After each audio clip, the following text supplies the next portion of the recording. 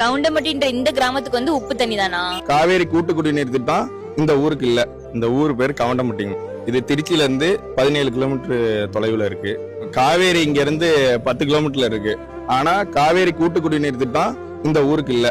உப்பு தண்ணியை தான் இங்க மக்கள் குடிச்சுக்கிட்டு இருக்காங்க. அதனால இப்ப ரொம்ப பேத்துக்கு கிட்னி பாதிப்பு. அதுக்கு காவேரி கூட்டு குடிநீர் திட்டம் எங்க ஊருக்கு வேணும். ரோடு வசதியே இல்ல.